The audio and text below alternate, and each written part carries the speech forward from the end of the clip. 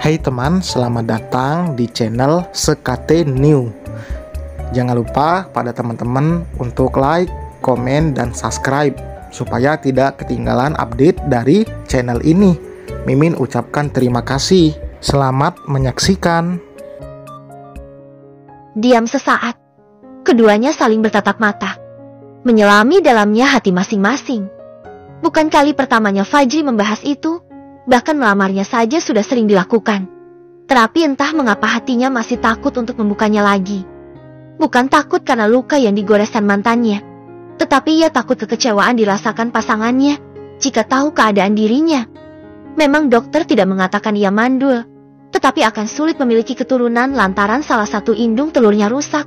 Tetap saja membuatnya tidak percaya diri untuk membuka hati terhadap lelaki lain. Karena tujuan sebuah pernikahan adalah keturunan. Kenapa kamu diam? Lah, suara Fajri terdengar lagi, menggelitik hatinya yang redup. Aku sudah terlalu lama menunggu jawaban darimu.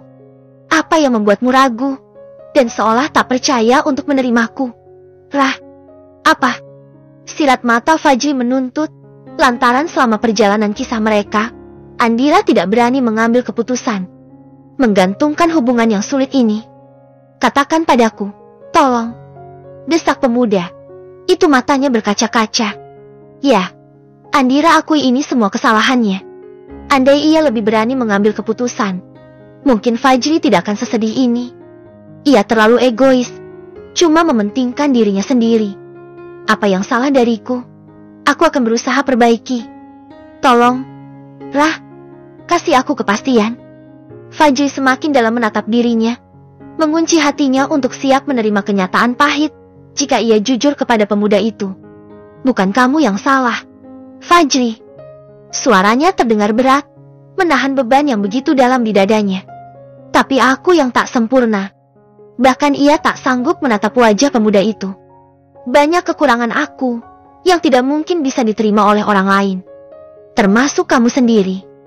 Di ujung kalimatnya terdengar parau. Andira masih merasa takut untuk mengatakan semua. Aku tidak menuntut apapun dari kamu, Rah. Balas Fajri menolehkan wajahnya hingga saling berhadapan. Kamu menerimaku saja. Itu sudah anugerah terindah dalam hidupku. Perkataan Fajri semakin membuat hatinya pilu, sakit, dan ada ketidakrelaan di dalamnya. Aku tidak butuh yang lain. Yang penting kita bahagia hidup bersama. Semua orang punya masa lalu.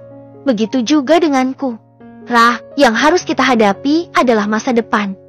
Jangan terlalu memikirkan yang sudah terjadi. Sahut pemuda itu, semakin kalut hatinya. Katakan, apa yang membuatmu ragu? Ucap Fajri penuh penekanan. Aku, Hicks, tidak bisa hamil lagi. Ungkapnya, dengan nada bergetar dan terbata. Fakri tampak syok mendengarnya. Dokter memvonis indung telurku rusak. Fajri, susah untuk hamil lagi. Sambungnya, sebuah harapan terpancar dari sudut mata pemuda itu. Susah belum tentu tidak bisa, Rah, dan apapun itu aku gak peduli. Kita tetap bisa mencari kebahagiaan dengan cara lain. Ucap Fajri meyakinkannya. Sedikasihnya Allah, jika kita tidak diberikan kepercayaan langsung, kita bisa adopsi bayi yang membutuhkan kasih sayang orang tuanya. Sambung Fajri, Andira semakin deras menangis. Tak sanggup meluapkan perasaan bahagia dalam hati. Ada lelaki yang mau menerima apa adanya dia. Kenapa mesti takut? Rah, aku yakin Tuhan lebih tahu mana yang terbaik untuk umatnya. Sambung Fajri, mengusap wajahnya yang basah. Kita coba dulu untuk hasil. Biarlah sang penentu yang mewujudkannya.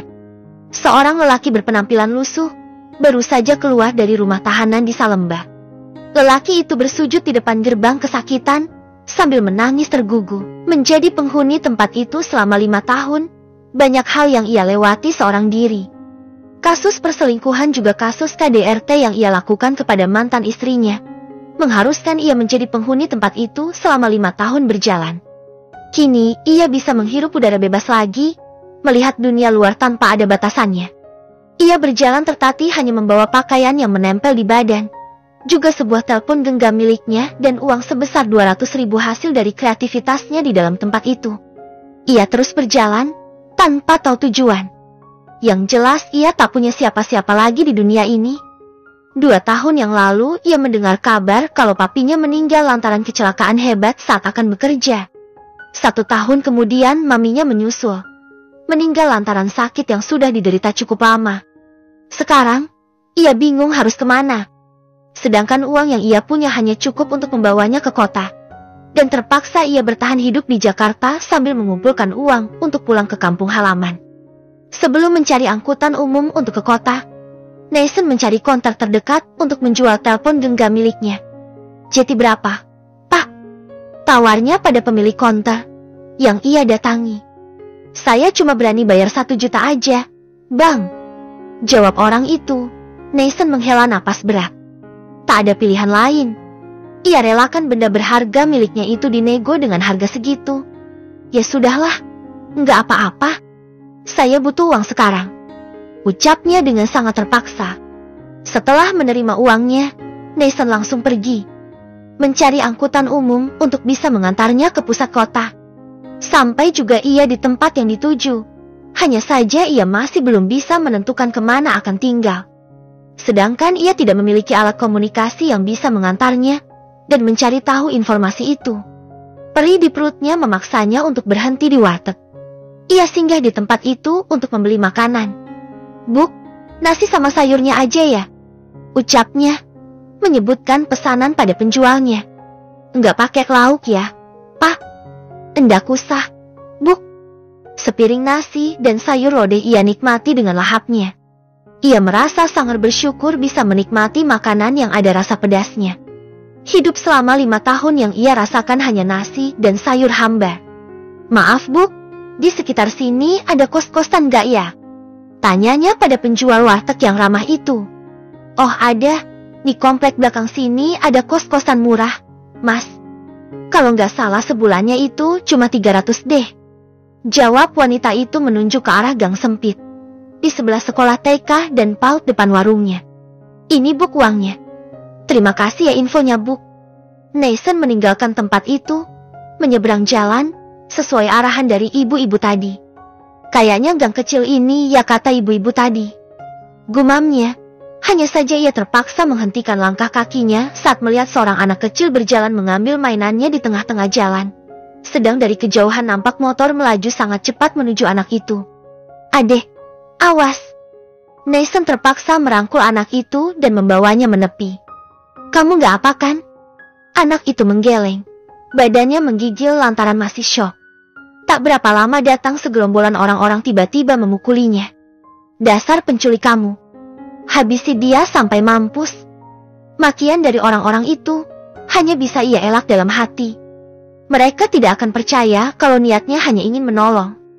Sementara anak itu sudah dibawa pergi oleh sopirnya. "Saya bukan penculik, Bu, Pak. Tolong lepaskan saya," pintanya mengiba saat tubuhnya sudah babak belur lantaran mereka. "Maling mana ada yang ngaku?" Maki salah satunya lagi masih memukulinya. "Hentikan,